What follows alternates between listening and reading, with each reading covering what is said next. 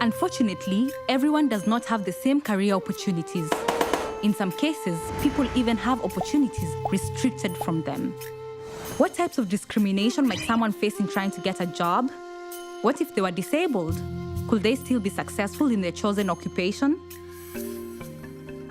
In Ghana, a reliable source of transportation is an important part of daily life. Many people rely on bicycles to get to market, school, and back home again. But what if your bicycle breaks? Who do you turn to? Mechanics find training in technical schools and learn valuable skills on the job as they apprentice with more experienced technicians. Some people, like Miriam, even find work with international non-profit organizations. This is my bench, yes. Yeah, I have all the tools I need for my bench.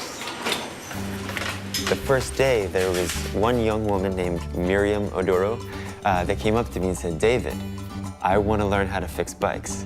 They were laughing at me. So when David teach me and I started doing it, I finished mine and David came and checked it. He said, "Oh, wow, you have done well." And they are sitting there, "Miriam, can you help me with my rim? Miriam, can you help me with my rim?" I said, "You are sitting there laughing at me. You want me to help you? I won't do that." Then David asked me, "Miriam, you can help them." Then I helped them. Mechanics, like engineers and architects, must understand physics and how objects are affected by the principles of motion, force, and of course, gravity.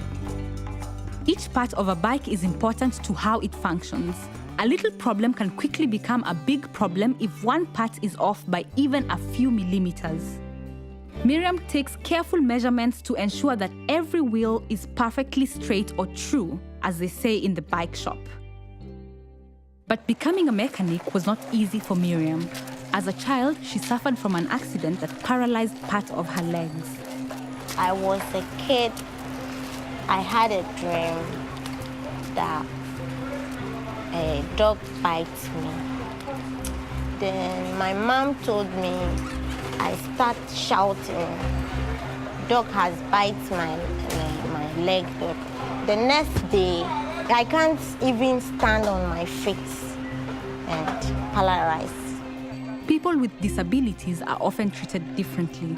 Many find it difficult to fit in, let alone find a job.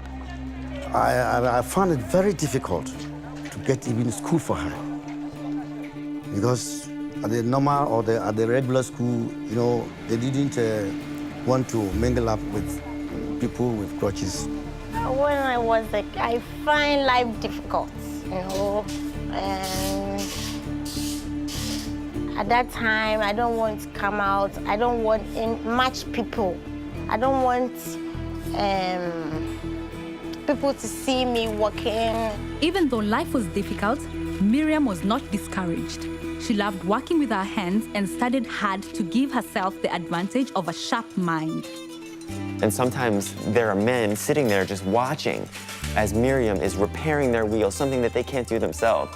And there's this female, physically disabled mechanic fixing their wheel for this person. And that, is such an amazing experience.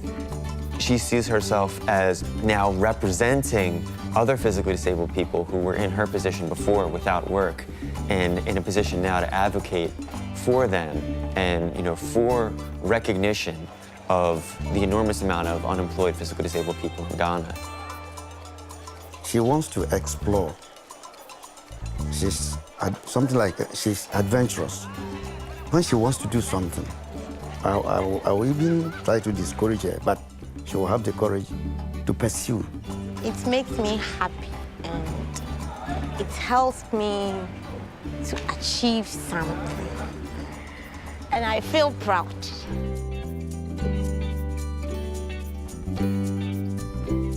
My name is Miriam Odoro, and I'm a mechanic.